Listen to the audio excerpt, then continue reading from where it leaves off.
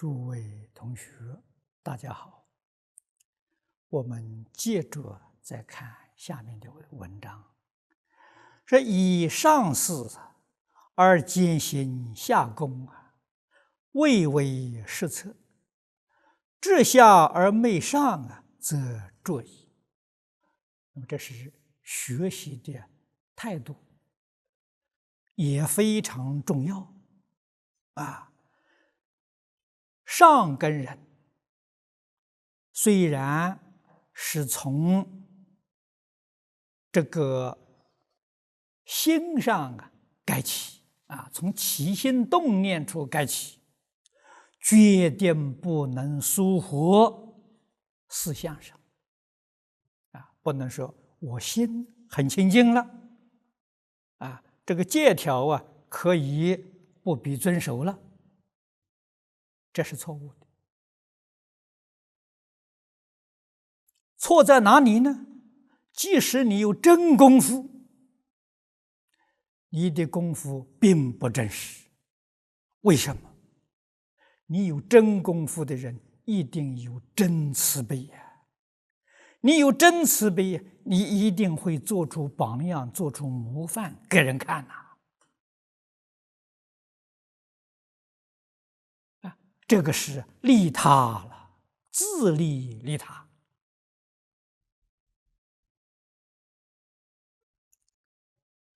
所以这个是对的，正确的就是上根人必定要时时刻刻照顾下根人我们对于世尊所制定的戒条，条条要遵守。这个戒条引申国家的法律，我们一定遵守。持戒广义的讲法就是守法了你想在《大乘戒经》里面，佛说的就很清楚，就很明白。《梵王经》里面跟我们讲，菩萨一定要遵守这个不谤国主国主是现在讲国家领导人决定不能够毁谤璎珞戒经里面讲，不漏国税。自古以来，中国外国国民对国家有缴纳税的义务，不能偷税那么像这些都是属于持戒，所以国家的宪法、法令、规章，这是有形的；无形的，我们的道德观念、风俗习惯都要遵守那么在现代这个社会，由于交通便捷、资讯发达，我们常常有机会到国外去旅游，到人家的国家，他们的法律跟中国不一样，他们的风俗习惯跟中国不一样，入境随俗到人家国家里头一定遵守别人的法令规章，遵守别人的风俗习惯，都在持戒里头。所以这个戒律里面所包含的广大无边我们都要懂得啊。说如果治下而没上啊，执着在这些法令规章，我样样都遵守啊，但是不明理，也不懂得从心上去改过，这样改法就很笨拙了啊，这不是个聪明办法啊，但是也是好办法啊，能够这样遵守啊，这个总是过失比较少了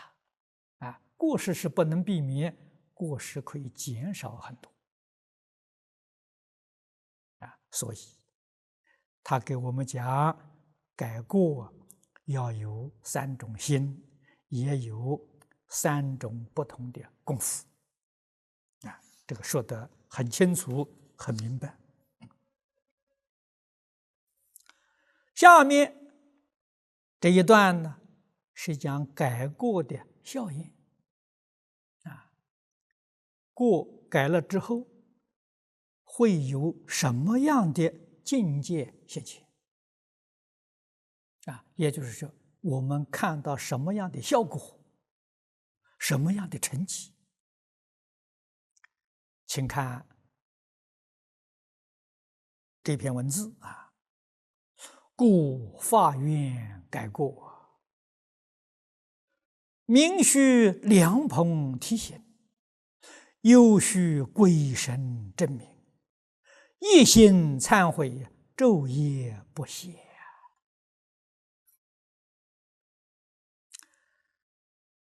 故这个字用现代话来讲呢，就但是的意思啊。但是但凡啊法院改过，需要有帮助啊，明显的需要良朋提醒啊，要有真正好朋友，时时刻刻提醒你啊。为什么呢？凡夫健忘啊，一转眼忘掉了。诸位想想，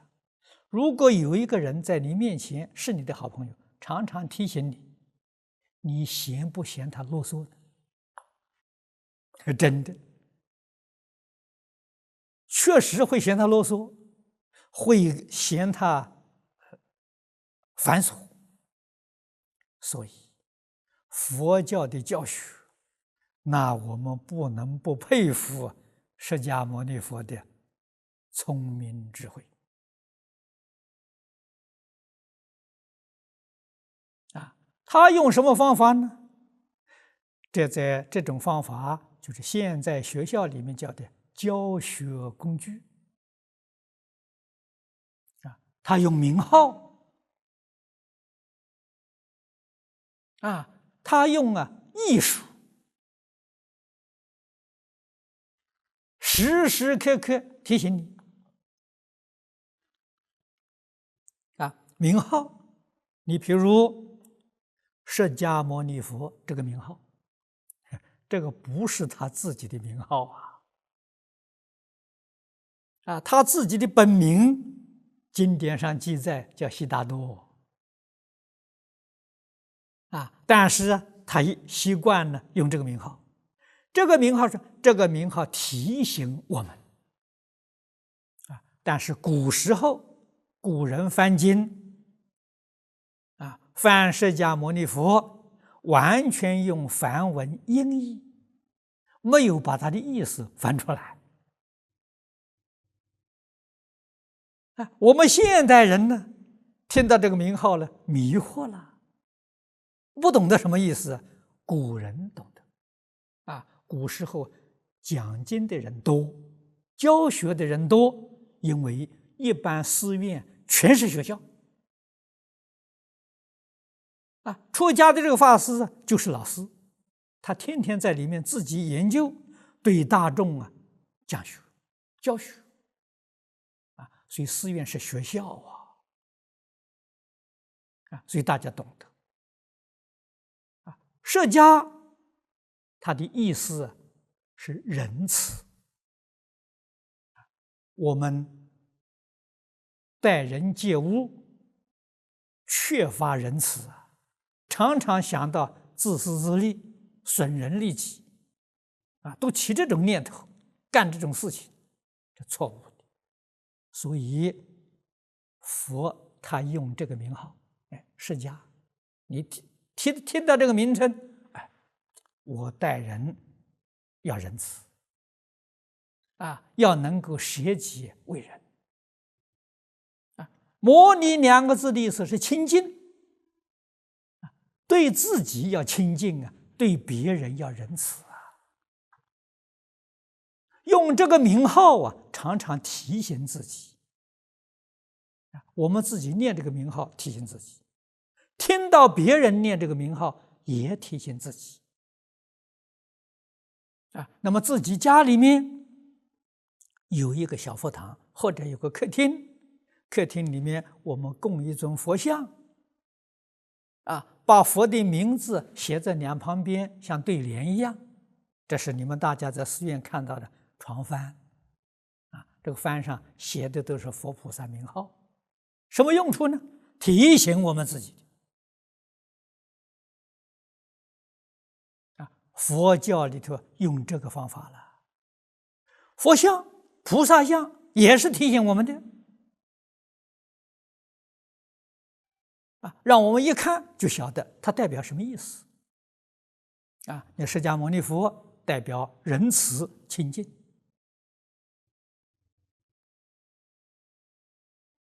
啊。那么在中国供奉观世音菩萨最多的，观世音菩萨代表慈悲，大慈大悲。这个大慈大悲用现在的话讲，无条件的爱心啊，爱护一切众生呐啊，众生有苦有难呢，无条件的全心全力就帮助他。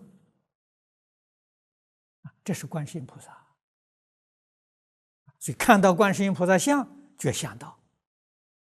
啊，我要对一切众生要慈悲啊，无条件的也像观音菩萨一样帮助一切众生。观音菩萨是谁？观音菩萨就是我啊，提醒我用这尊像，用这个名号提醒我，我要效法观世音菩萨，我要学做观音菩萨，是这个意思啊。所以供奉这个佛像啊，功德很大，功德大在哪里？就大在此地，常常提醒你。供奉地藏王菩萨啊，地藏王菩萨代表孝亲呐啊，地是大地，藏是宝藏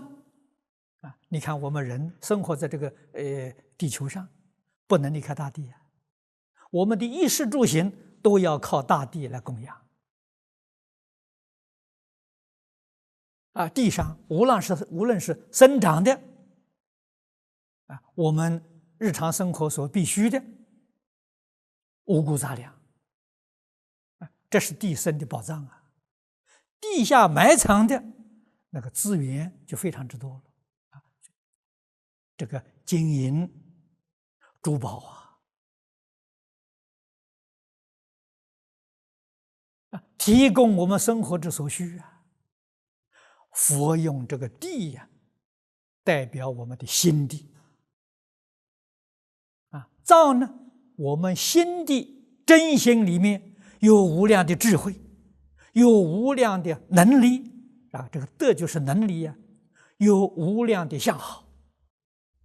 需要我们就开采啊。用什么方法开采呢？用孝亲尊师啊，就是孝道跟师道啊。地藏菩萨本愿经就是讲的孝道跟师道啊，用这个来开采啊。所以我们看到地藏菩萨像，听到地藏菩萨名号，我们就要懂得孝亲尊师啊。他时时刻刻提醒我，文殊菩萨提醒我智慧呀，要求智慧呀。普贤菩萨提醒我要落实在生活上。像释迦的仁慈清净，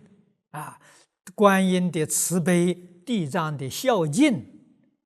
普贤这个文殊的智慧，通通要落实在我们自己日常生活当中，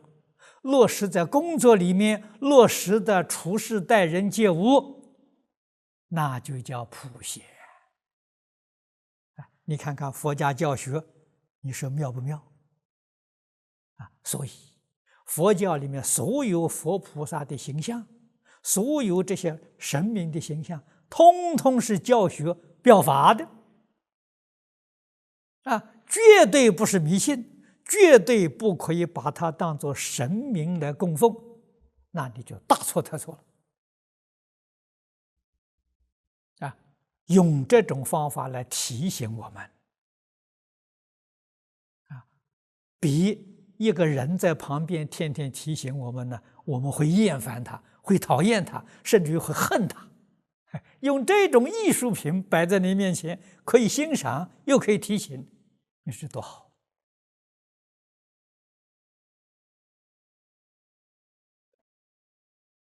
上一次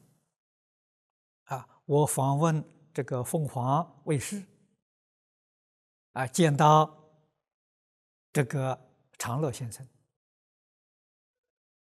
他的办公室里面就摆了许多弥勒菩萨像，我看看，他有的像弥勒菩萨这个肚子大大的，胖胖的。弥勒菩萨代表的是欢喜心佛家常讲的平等慈悲生平等心，成喜悦相。我们处事待人接物，心要平色要端庄，要欢喜这是教我们怎样跟大众相处全是表法的。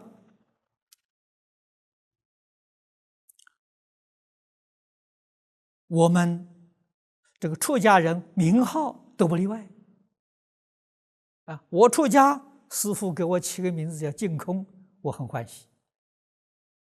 人家一提到这个名字，我就想我有没有清净，我有没有放下，放下就空了提出这个名号，我就想想我有没有做到，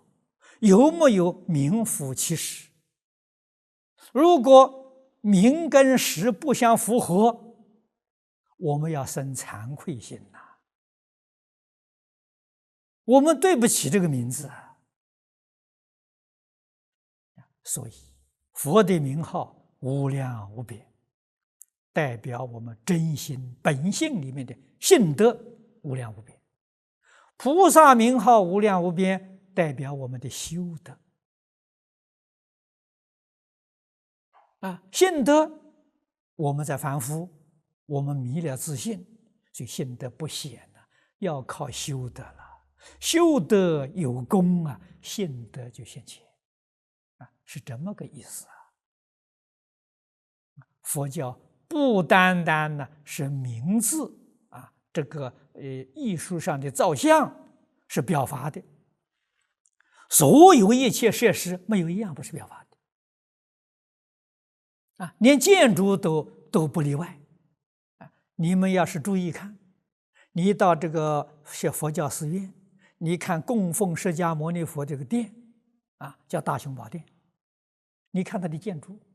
外面看呢2层，里面是1层，都是提醒我们外面2层教给我们要随俗佛法在世间不坏世间法内里头要平等内里头不能有2样外面可以不平等，里面决定要平等。外面平等呢，这个社会秩序就破坏了外面一定有尊卑有父子，有兄弟，有长幼，它有秩序不能把这个秩序破坏了所以外表2层代表着社会秩序，决定要遵守；里面呢，决定要平等。你看这个意思多好那个供奉这个供具都是表法的我们在佛前面烧一炷香，香代表什么？香代表你看看香赞里的样的戒定真香真香不是你燃的这个香，看到那个香就要知道我要修戒，要修定，要修慧。戒定慧是我自信真心里的香，叫你闻到这个香，看到这个香，想到我要修戒定慧，我要断贪嗔痴没有一样不是提醒的佛前面的供具最重要的、最简单的是要供一杯水其他的供具香花通通没有，那就香都不烧都没有关系，水一定供一杯。水代表什么呢？水代表心。看到这杯水，我的心是不是像水一样干净，一尘不染？是不是像水这样平等？叫水平所以水代表清净平等，取这个意思。那个水不是给佛喝的是给我看的，给大家看的。看到这杯水，我的心要清净，要平等。用这些方法来提醒我们，没有一样不是，只是苦口婆心的想一些方法来教我们我们然后才体会到佛对我们恩德之大设想之周到，那不能不佩服的五体投地哪里有迷信呢？所以诸位要记住，供佛前面那个水不能供茶，茶什么？茶有颜色，那个不干净，那就代表心里头有污染所以要供清水那个清水是用自来水还是用开水，这无所谓，只要那个水干净里面没有肮脏的东西在那就行。你懂得它的意义是表法也就是明须良朋提醒时时刻刻提醒我们，一刻不提醒，我们就会迷了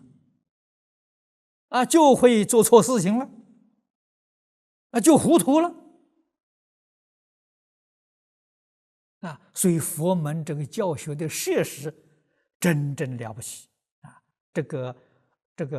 我们到20世纪之后半叶2次大战之后我们才常常听到艺术，连打仗都讲究艺术有这个艺术化的口号。我们想到佛在几千年前教学就进入艺术了用艺术的方法来教导。又须归身正明这个归身正明就是感应感应的事情太多太多了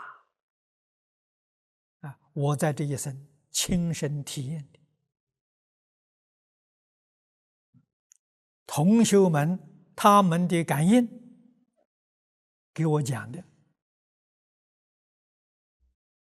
这个就太丰富了。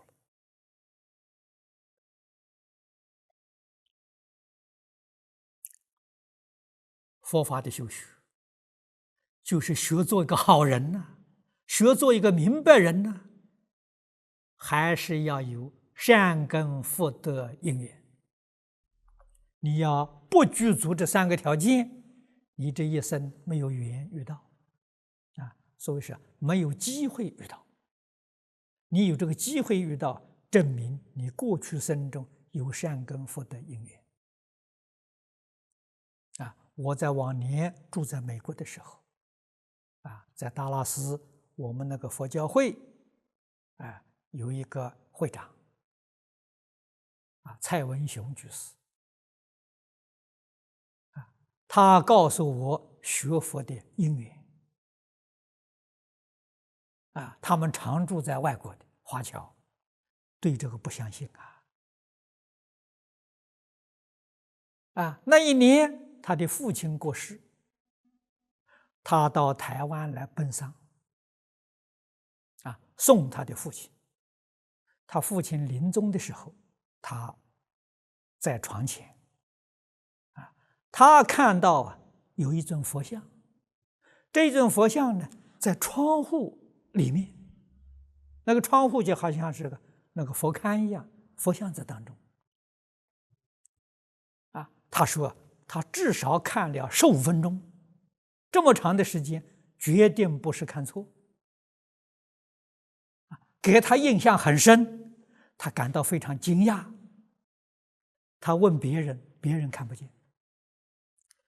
他这个学佛的信心呢，从这个地方开始，这是佛来度他。以后他做生意，赚的钱呢，有的时候逛古董店呢，他喜欢买古董，在古董店看到一尊佛像，是石头雕的。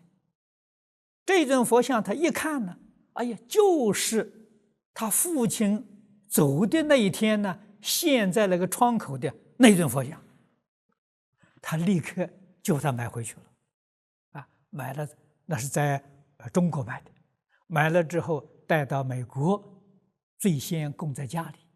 以后把这个事情告诉我，我去看，我看了也很欢喜，我劝他把这一尊佛像供在道场，因为他是这个道场的会长，达拉斯佛教会。现在这尊佛像还供在那个道场，这是他讲出他学佛的因缘，有须鬼神之名他又告诉我一桩很不可思议的事情，他说有一次，他跟几个朋友在这个旧金山，他是在旧金山之外一个小城回到旧金山，开车把路走错了，走到一个小镇，确确实实这个小镇呢，在他这一生当中从来没去过的。车接近小镇的时候，他突然感觉到这个小镇很熟，是他住过的。他能够立刻就记起来这个里头的道路的状况，里面建筑的状况，跟这个同车的人讲，然后这个车他们就进去，跟他所说的完全一样。他非常惊讶，这桩事情多年之来他得不到答案。遇到我的时候，他问我的法师，这到底是什么缘故？我说从这个地方看呢，大概你前生呢，你住在这个城市里头。如果你前生不住在这个城市里面，而且住的时间会相当长，否则的话呢，你不可能知道这个小城里面的状况。他一想有道理，他说很可能呢，他前生呢是在旧金山呢做矿工大概是中国人做矿工生活在这个地方，死在这个地方还算不错，没做什么坏事，这一生又得人生了，生意还做得不错又能够学佛，前世的业因呢真实。像这一类的事情，我遇到的太多太多了，我自己本身也有好多次到外国一个地区从来没去过的，一去突然感觉到这个条面熟这个环境不生疏如果没有前世，这怎么讲都讲不通啊，你说突然之间灵感，为什么不其他地方有这个灵感，一定要在这个地方？所以由此可知，人决定有过去生，既有过去生，就肯定有来生。因果通三世所以这是需要鬼神来帮助我们。一心忏悔呀，昼夜不懈，这做功夫这个忏悔就是改过我们念念都有过失，一不觉就迷了，迷了就是过失，所以一定要时时刻刻提醒昼夜都不能够间断所以有人问我，那我们在家里头卧室里头可不可以供佛像有些法师就说了，卧室里的供佛像那是大不敬这个话说的只对一半，不能全对怎么说对一半呢？你不是修行人，你不肯认真去改过自新，那你把这个佛像供在卧房里面是不敬，这是错误的。如果你真正修行人昼夜不间断呢，想要人提醒我那在卧房里头没有佛像，就会忘掉了，就迷失了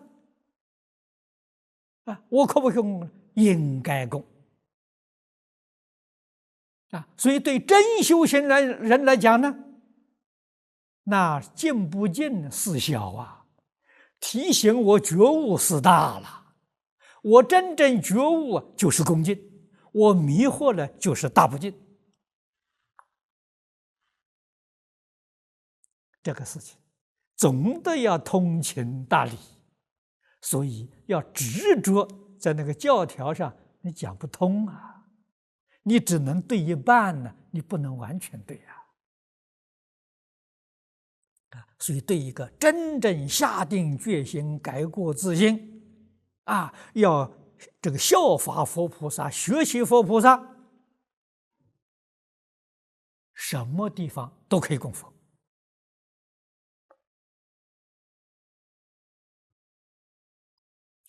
人同此心，心同此理总得要知道问题我们是不是真干，是不是真学下面这是讲克期取证经一切7天经过7天或者2期14天，乃至1个月、2个月、3个月，必有效验如果真的能够锲而不舍就有感应哪些感应呢？下面他举了几个例子来给我说我们的业障消了，罪过消了它有预兆有好的预兆这底下举了几个例子，或者心生疑况在从前这个心里总是不开心，总是郁闷不乐现在这个心胸开阔常常欢喜，这就不一样了这个是感应这是效果，或者智慧顿开从前处事待人接物，总觉得自己很糊涂糊里糊涂，没有智慧。现在经过这一段断恶改过这一段修持之后觉得自己现在有智慧了处事待人接物不迷惑了有智慧，很清楚，很明白，这都是效果啊。或处用他而触念皆通，用他是事务繁忙从前事务繁忙，自己感觉到很累、很疲倦提不起精神，处处有障碍。现在经过这样修持之后断恶改过之后处理这些繁杂事情跟从前不一样觉得一切都很顺利再烦的事，再忙的事，都感觉有头绪、有条理轻而易举不感觉的繁杂了，也不会厌倦了。或遇冤仇而回嗔作喜那这是很不容易的功夫了。冤家对头，在从前说看到他就讨厌他，就恨他总要骂他几句。现在看到这些冤家对头了，不但不会骂他了，欢喜，还跟他行礼以善心、以礼节来对待，这个都是好的吉兆那么这是在人事上说的下面呢，这是讲你在梦中的境界，跟从前不一样了。没有修行之前，常做噩梦这个我自己有经验我在学佛之前噩梦很多，常常在梦中惊醒学佛之后，在头10年还有噩梦10年之后噩梦没有了这个都是好的预兆都是好的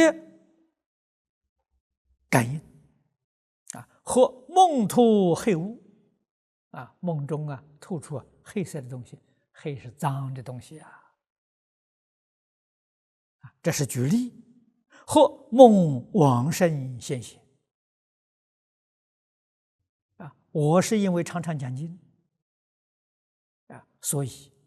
梦过不少次佛菩萨讲经我参加这个讲经的法会提悉接引佛菩萨在梦中给你说法了帮助你教导你这是一类。下面又一类呢，或梦飞步太虚这个梦好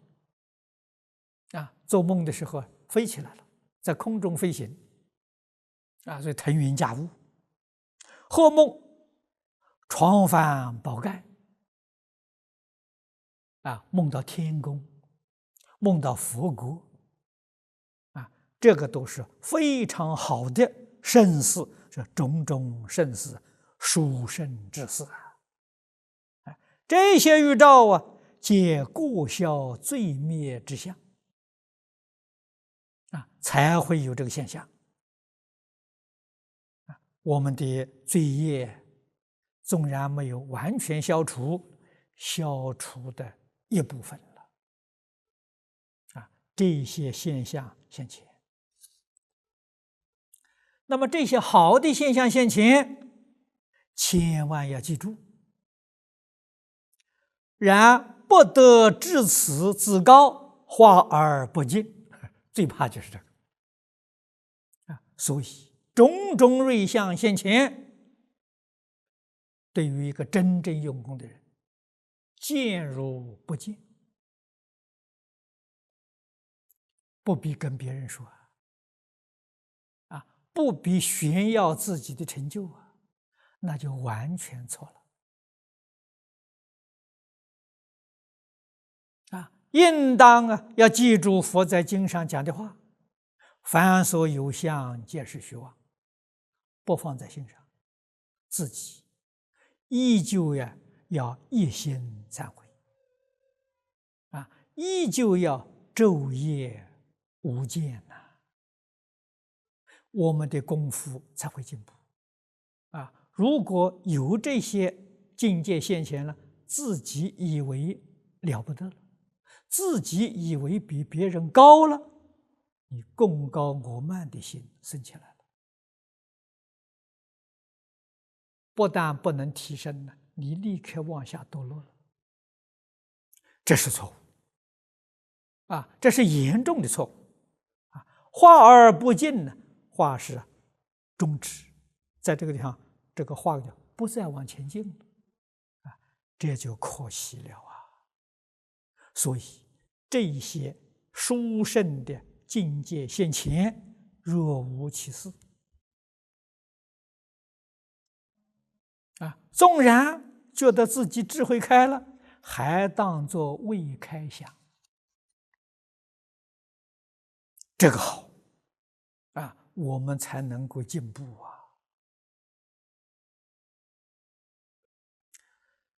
廖凡先生说了这么一大段，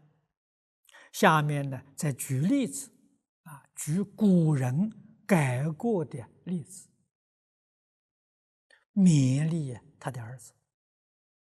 昔居伯玉当20岁时，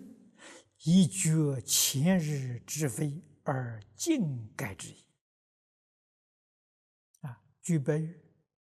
是春秋时代魏国的大夫他改过自新呢，很有效果，在历史上留给后人做典范这个人也是圣贤之人，20岁很年轻的，他就知道改过自新、断恶修善的重要，就非常认真努力去做到21岁呢，乃至前之所改未尽也虽然天天在改，认真努力在改，改了1年，觉得过去这1年呢，改得不彻底，改得不究竟即22岁回视21岁又在梦中，这样子年复1年岁复1岁，地地改之，新年50而有之49年之非到自己50岁了，回过头来仔细想想，过去49年所做的还是错了。古人改过之学如此值得我们效法了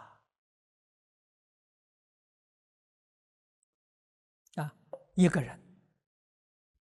最大的过失是什么呢？不知道自己过失，这是最大的过失因为你不知道自己过失，你就不会有心去改过了没有改过的念头，这个过失的累积，由小过累积就成大过，由大过累积成为巨过，后来的果报不堪设想许许多多的凡夫，为什么死后堕三恶道？缘由就在此地，不知道自己有过失，不知道改过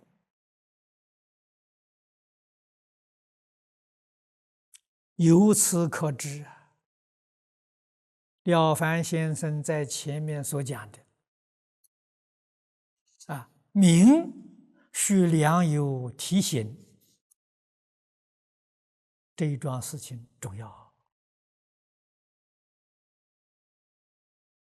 你到哪里找到这么一个好的朋友肯提醒你呢？说老实话，父母都做不到。父母果然天天提醒你，你一定会怨恨父母，会觉得父母唠叨父母太繁琐了所以佛菩萨想的方法好妙极了用种种方法表法提醒你，而表法的意义要懂譬如我在前面讲的供水这佛前面供这一杯水，你一看就晓得我的心要像水一样清净，要像水一样平等，永远保持清净平等。那离开佛堂不就忘掉了吗？那谁提醒你呢？你要知道，只要见到水，你就想到我们平常喝水，倒一杯水在这里，马上就提醒自己。到外面做客，人家招待最简单的也是一杯茶水见到水就要想到我们的心要清净，要平等如果你只是佛堂的那杯水是表法的，其他的不要，你什么都学不到了那你就未免太笨拙了你是过分的分别执着了譬如燃一颗香，你晓得这个香是代表戒定慧我们在任何场所当中闻到气味都要想到戒定慧香是提醒鼻根的不管什么样味道都用一个香字代表只要有气味闻到有气味就要想到戒定慧，然后你再学，你才明了虚空法界哪个地方不是菩萨学处，哪个地方不是用功道场呢？一切时一切处原来都是道场道场不是在寺院庵堂处处皆是我们在佛前面供花供果花代表因花开得好，因好，因好果一定好所以果是代表果，这花代表因善因得善果恶因就会结恶果它表这个意思佛前面供这个花果，我们懂这个意思。什么时候看到花都要懂得，我要修好因。无论在什么时候，乃至于看人家穿一件衣服上绣的花，看到这个花，我要知道修好因无论在什么地方看到果实我们祈求的是好的果报。好的果报一定要修好因，这不都是佛家的教学吗？都是如来的教诲吗？哪里要说一句话了？尽虚空遍法界，你眼睛看到的，耳朵听到的，鼻子嗅到，舌尝到的，身体接触到的，哪一法不是佛法呢？原来处处皆是佛法所以佛家常讲佛法无边这句话意思你懂了吗？所以你要会学你要会学，一切时一切处决定不迷。为什么呢？他都在表法，都在提醒你，你怎么会迷呢？不会的人呢，才迷呀；执着的人才迷。执着一定在佛堂供的，那是表法；离开佛堂之外了，就不懂得什么叫表法了。这个学得太笨拙了。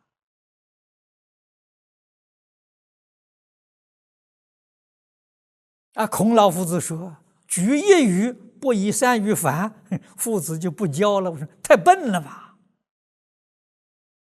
告诉你一样，只能懂一样，你不能够触类旁通。佛法是教你一样，你懂得了，一切都懂得了，样样都通了，这是佛法。所以佛法教学达到最高的艺术境界。那我们这个功夫上来讲呢，居白玉是最好的一个典范，我们要向他学习。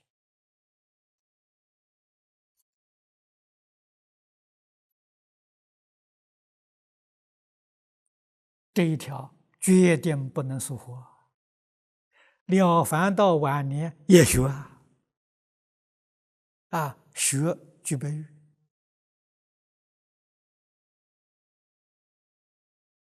这是功夫有相当根底了，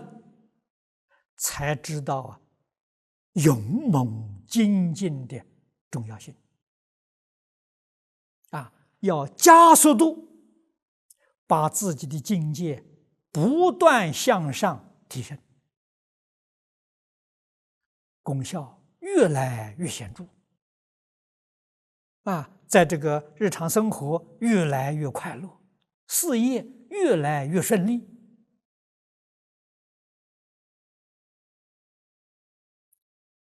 确确实实做到了，再效复来一点都不假。好，我们今天讲到此地。